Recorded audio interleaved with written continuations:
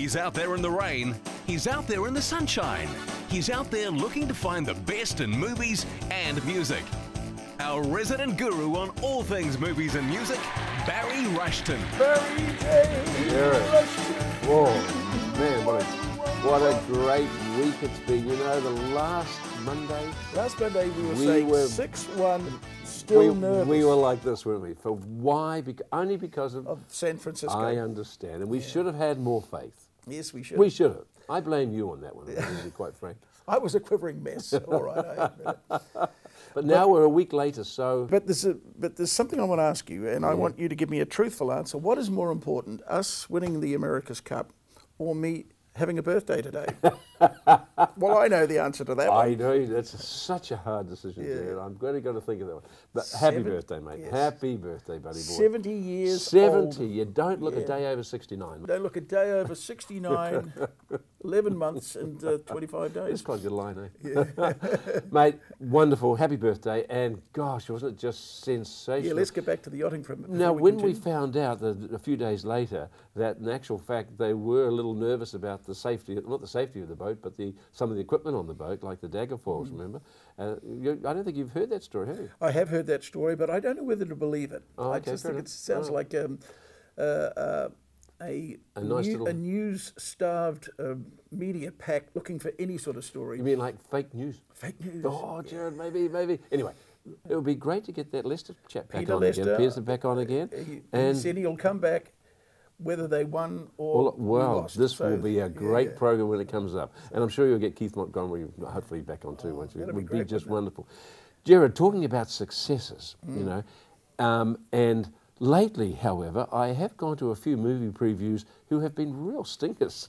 Yeah. Just, terrible. Just, you know, I look at the synopsis before I go generally and think, this will be good. Yeah. Gosh, you got along, and I've gone to a lot of movies lately that have just been terrible. Now, Barry, let's talk about that for a minute, because is it the aging process? Because I find that with Netflix, and you mentioned it on the aeroplane across to Australia. You found that there's no all the movies they're making. Are they making them for younger people? And what happens is if you make 100 movies a week, there's only about 3 that are in any interest to baby boomers. Could that be the? Well, maybe that's the case. But what tended to happen, of course, is that you'd get the cast together, and you'd obviously have a story, and you think, hey, this is pretty good, and they'd actually go and do it. And I'm sure that to get a budget to do the movie, to get everything in place, to actually go and film it, someone along the line's got to say, God, we spent a lot of money on this. We've actually got to finish it, or we've got to do something with it.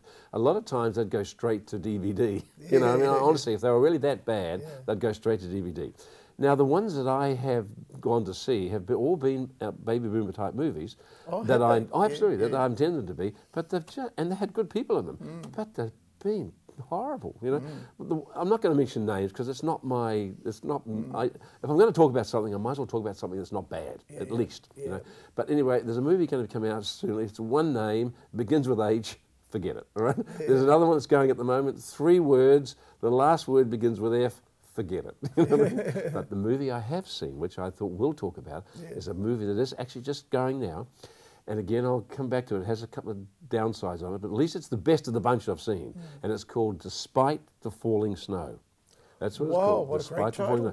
Despite the Falling Snow. And it's a movie that the producer has set back in the late 50s, early 60s in the Cold War era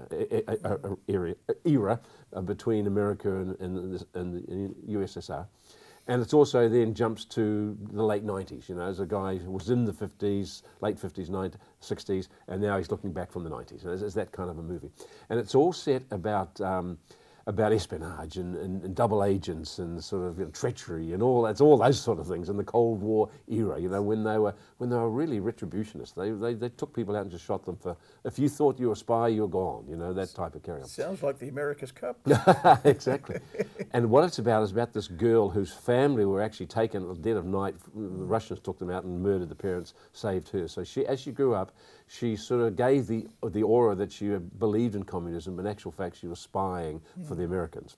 And she had, which is this kind of stuff, so she had a collaborator who was, ended up being a double agent, but forget that side of the thing. He was also her accomplice, so to speak, but this guy was also a friend of a middle-level Soviet person in one of the departments. And so, as you can imagine, they fell in, well, they thought they fell in love. So she was questioning what she was doing, you know, and trying to get secrets from him and so on. This sounds good. They finally got married against the advice of lots of people. And when she confessed to him that she actually was a spy, he was so far in trouble because of her connection that the only way that they could survive, they thought, was for him to defect. So he gets out believing that she said that, you know, her people are going to get her out, but she doesn't get out. Wow, isn't that terrible? Well, it is, isn't it? That's the concept of that. So have a look at this. I love you, Sasha. Katya, my love. What happened to her? I don't know what happened to her. Get to know him first. Let him trust you. To peace between our great nations. Do you like your work? Yes. Passionately? I want to make a difference. That's why I chose politics.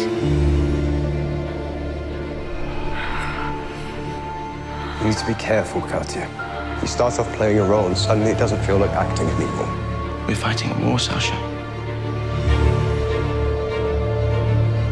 We are going to be so happy, despite everything. What's happened to you? I haven't been honest with you. But I married you because I fell in love with you. They're ruthless and they'll find you. I can't do it anymore. Is he really all that you care about? I was with the KGB. They just caught someone. I want the chance to live the life we dreamed of. Without fear. And only with love. My darling Sasha, I live to be with you again. Barry, this looks exciting. Well, it's, as you can imagine, it's one of those suspense thriller type things. Anyway, this guy who defected back in the really early 60s, late 50s, he becomes quite successful in America, and now it's in the mid 90s, late 90s. Well, how many years later? About 40. 40 years about later. 40 years later, but in that area.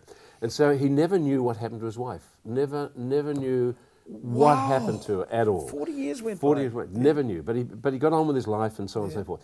And his niece knew about this aunt, obviously, you know, well, knew of her, Katla, I think her name is. And so she said, right, I'm going to go back and try and find out what happened to Sarah Lee. Of course. So she goes back and starts delving and looking and so on and so forth. So that's really the extra thread that's going through this whole thing.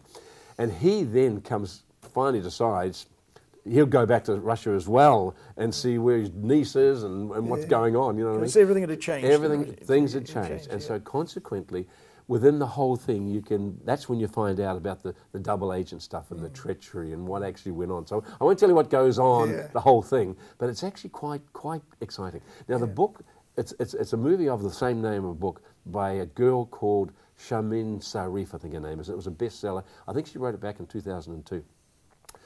The only slight downside of the whole thing is that there seems to be a lot of threads going on that I feel she hasn't pulled together correctly. Or if she did, they ended up on the editing floor. One of the two, because it seems like they could have expanded on that or they could have made that a lot connected more and so on. So there is a slight sort of downside. And what annoyed the heck out of me was the theatre I went to see it in, and I'll bloody say it too, Bridgeway Theatre, in the small theatre, the volume was so low that I had to really struggle to hear the dialogue. I got up, went out twice, and asked them, hey, can you turn this volume up? But leaving that aside, you know, I just... I had to struggle. You're not going deaf, are you, Barry? No, I am not. But the movie itself is the best of the bunch that I saw all this last week, and I saw 4 of them last week. Well, 4 last week and only one good enough to... One only slightly good enough to talk about. But anyway, it's called Despite the Falling Snow. Those will like it. Beautifully shot, great music, lots of little things, and if you get into it and like that type of movie, I think you'll like it. Well, what made up for it was winning the America's Cup. That's made up for it. Definitely made up for it. Made me in a great mood no matter what. See you next week, buddy. Okay, bye.